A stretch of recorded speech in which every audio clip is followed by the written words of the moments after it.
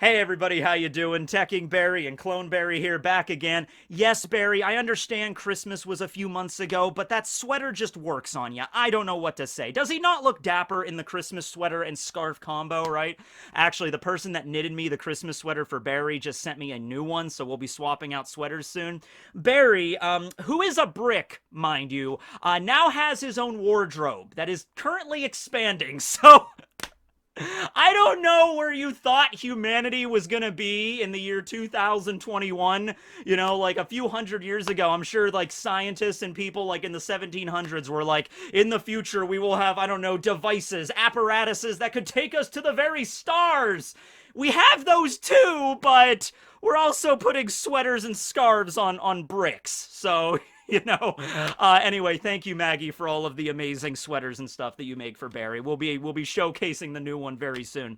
Okay, so today's video is kind of a choose your own adventure sort of deal. I put up a poll on my Twitter last night to let you guys decide what video topic I was going to tackle today. I narrowed it down to two. There was one video, the one that we're going to be doing today, that involves a One Piece theory. Kind of assumed that one was going to win because it's more of a One Piece channel. But the other video was going to be an Attack on Titan video, and that video is still going to happen. I'll probably put it out next week.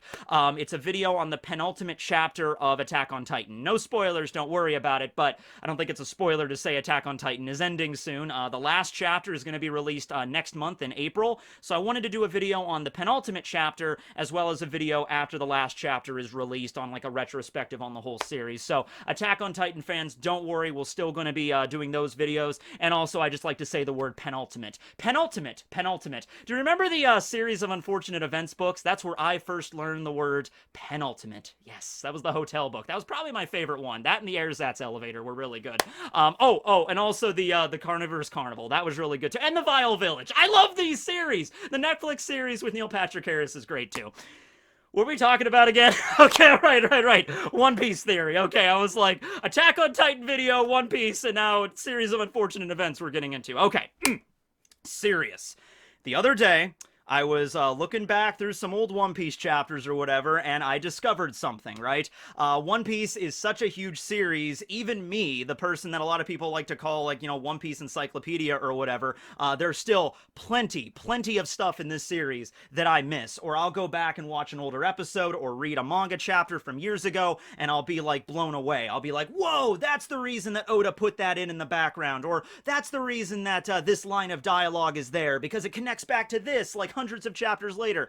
Oda knows what he's doing with this, right? So I discovered something, and I did a little research on it, and I had one of those epiphany moments. I'm probably not the first person to say this. In fact, this might be an obvious thing for a lot of people, but I kind of just connected the dots to this, like, yesterday. So I was like, whoa, man, okay, this might be a big deal, okay? So I wanted to talk about this today as a One Piece theory. Okay, so for this, I'm gonna need, these. I don't bust these out very often, only when the discussion warrants it, right? Okay, so we got my Don Quixote, that was a weird way, Don Quixote Doflamingo glasses right here. And today we're going to be talking primarily about this symbol right here. Now, many of you would look at this symbol and just say that this is the Jolly Roger of the Don Quixote family, right? Doflamingo's personal little criminal pirate gang or crew. This is just their Jolly Roger. It's a smiley that is crossed out, right? However, the relevance of this symbol extends a little bit beyond just a regular Jolly Roger.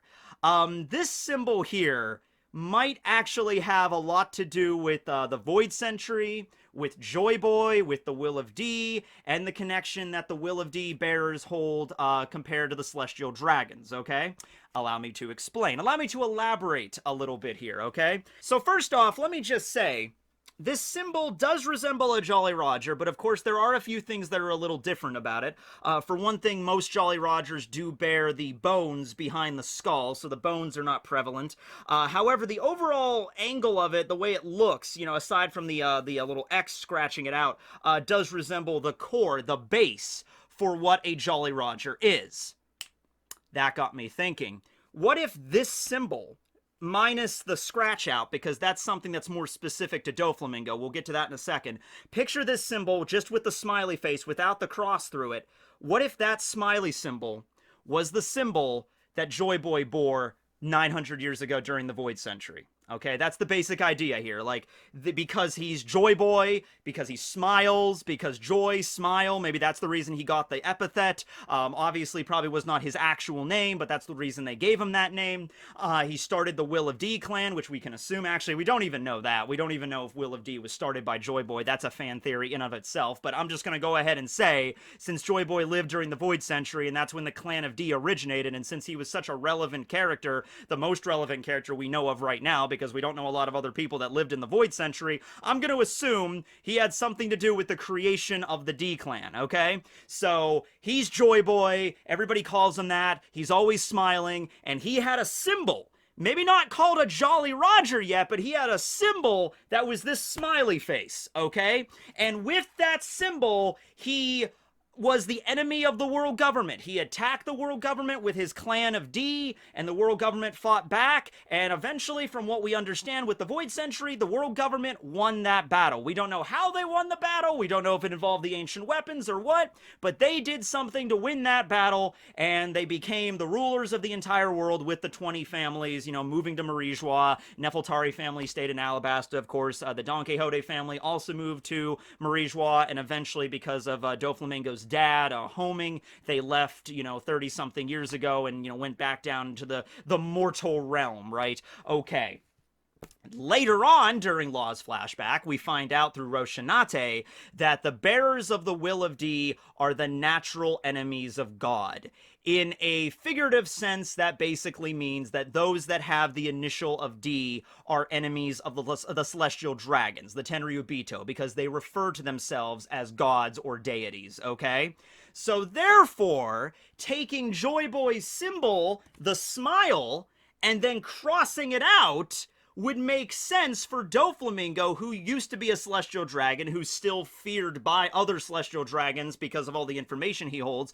It would make sense for this to be his symbol. Not just his symbol, but the symbol for anyone that would dare oppose the clan of D. Sort of like a secret symbol. Like, if you fly this, you stand for everything the clan of D stands against. Okay? The smile is those that bear that initial, the Will of JoyBoy, and with the cross out, you're against that, okay? Now, why is that relevant? Well, I give you Exhibit B. This is the Jolly Roger of Law's crew, the Heart Pirates, named after Corazon, who had the heart seat in Doflamingo's crew and was like the big brother figure to Law. And, you know, he died, of course, and gave Law the Oppi Oppi no Mi. He died so Law could survive, and so he named his crew the Heart Pirates after him. And Law chose this Jolly Roger to represent his crew, which is a smiley. Minus the cross out. So it's just a regular smiley face, all right? So even if Law might have not even have known it, because there's still so much about the Will of D and JoyBoy and, you know, Void Century that Law doesn't know about. That's one of the things that he's looking for right now at Onigashima. You know, he was searching around the basement of Onigashima looking for the poneglyphs. He can't read the poneglyphs, but Robin's there, so that could help him out. But he was like, you know, Corazon, I'm sorry, even if it's against your wishes, even if you don't want me to, like, learn this stuff or whatever, I gotta learn what you were fighting for. I gotta learn what this Will of D really stands for, what it's all about, what this initial that I bear, that my, you know, that well, wasn't it stated that Trafalgar D. Water Law, the water part of that came from his mother? I don't think it was directly stated by him where the D came from, if it was from his dad's side or his mother's side. Since he specifically said that the water part came from his mother, which, by the way, isn't that a little weird that Law's, like, middle name is Water? I don't know. I mean, like, it's Japanese, you know, just for reference, and also One Piece takes place, you know, the ocean. I guess it makes sense, but, you know, Trafalgar D. Water Law. That always sounded a little weird to me. But anyway, it doesn't matter. So maybe that's implying because water came from his mother, the D came from his dad's side of the family? Not really sure. But at any rate, he has the, you know, the Will of D2, but he has no idea what it's all about, so he's searching for it. Roshinade didn't really even know much about what it meant. All he told Law was that those that bear that initial are the enemies of God, the enemies of the Celestial Dragon. So be very, very careful who you say that you have that initial to, because if Doflamingo found out when Law was a kid that he had that initial, Doflamingo might have just killed him right there, no matter what. You know, regardless of how useful Law could have been on his crew or whatever, you have that initial initial,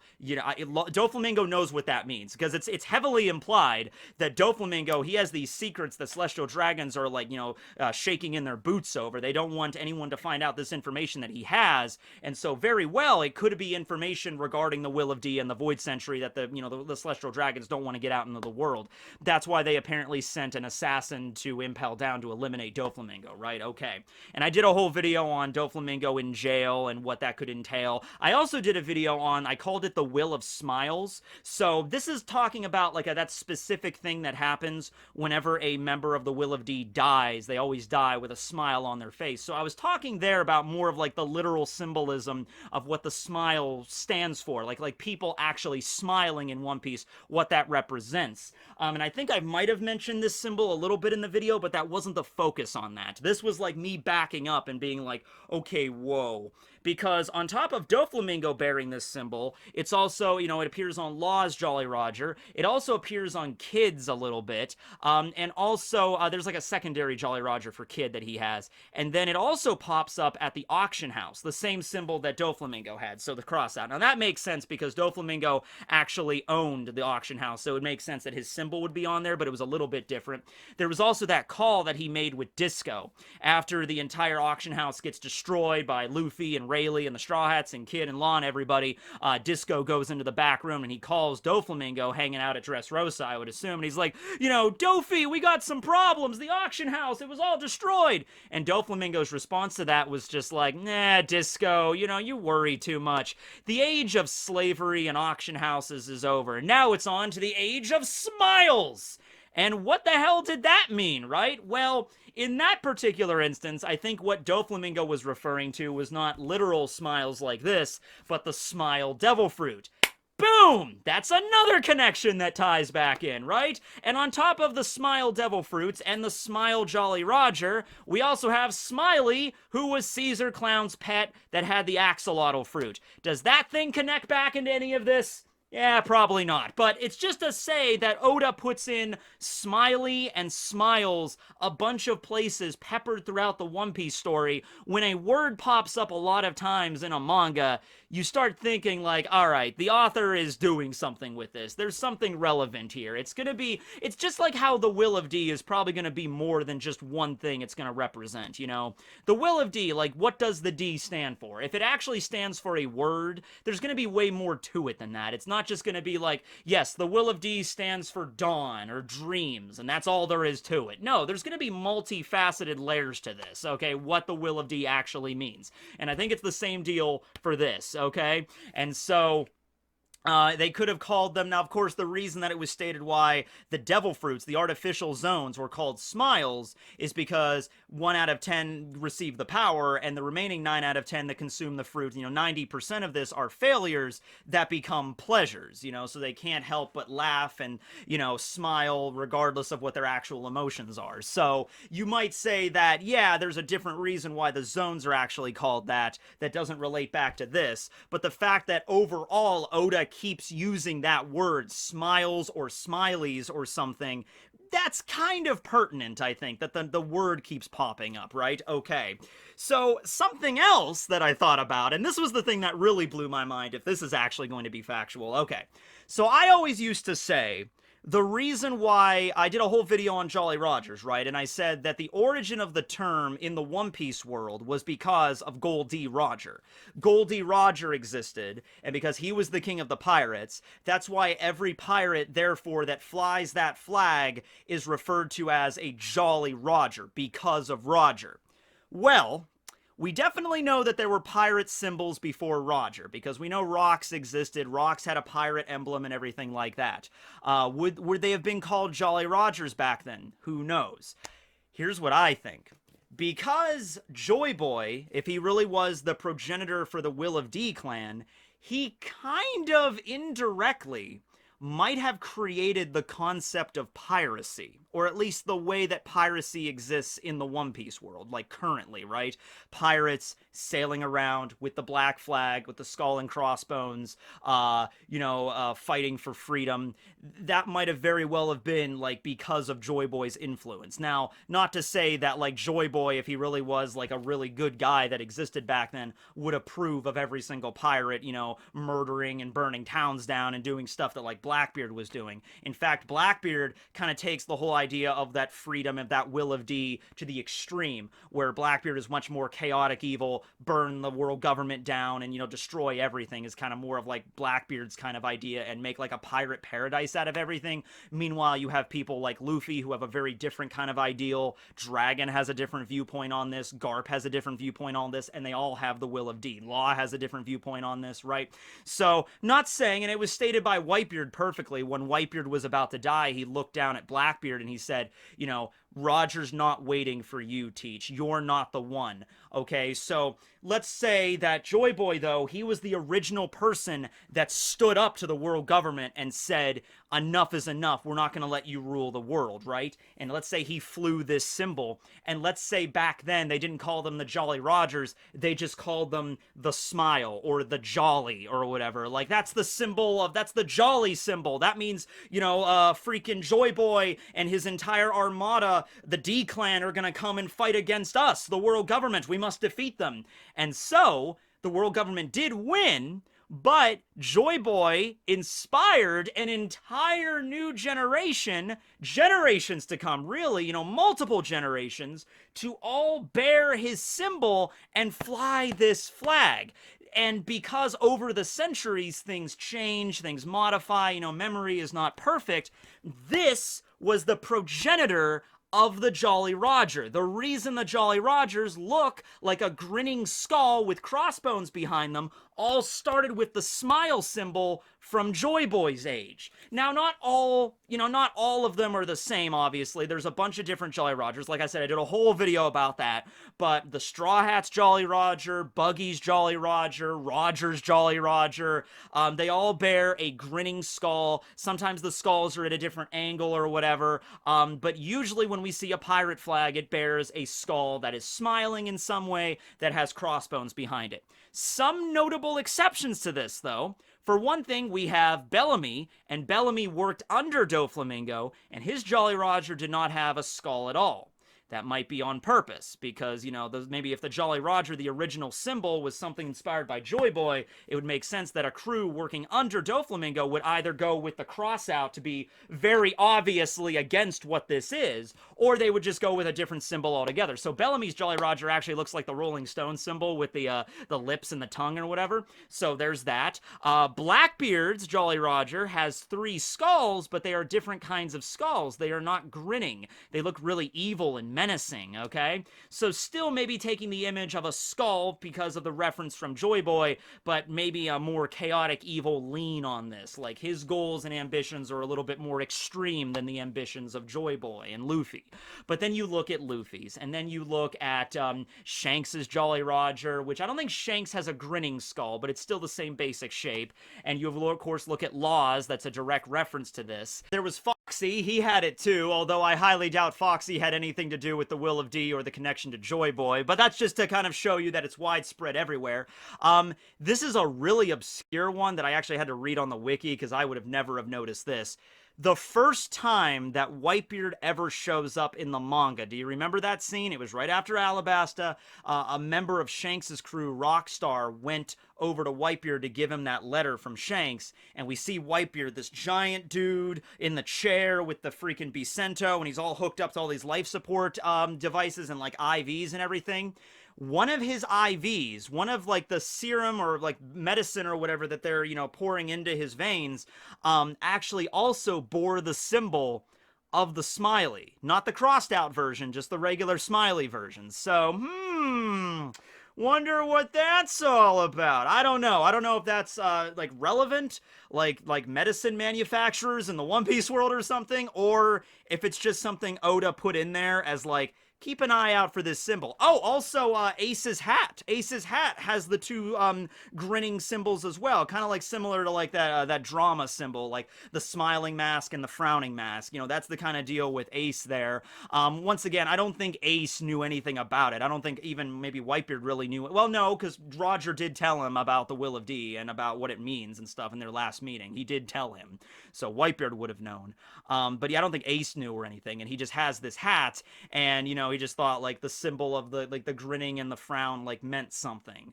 So I don't know, like the smiling symbol stands for JoyBoy and the Will of D, and the frowning symbol stood for the world government or something. And like it represents yin yang. It represents duality. You know, the two halves, good and evil of the One Piece world, constant like switching places. That kind of deal. That might also be a thing that Oda's going for. Although I think the only time in the story we've ever seen the smile like, you know, frowning rather than smiling was with Ace's hat. So maybe that's just something specific for Ace. You know, maybe that's to represent Ace's like little internal struggle, you know, for his hatred for Roger, but then his respect for Whitebeard and still wanting to be a great pirate. You know, maybe his struggles with that were represented by the smile and the frown. Maybe something like that as well. These are the big players. These are the people that might very well, they're going to be part of this new generation that might welcome back the arrival of JoyBoy, whatever that means. Whether that means JoyBoy actually arriving back in the future, time travel, or a reincarnation, or a force ghost, I don't know.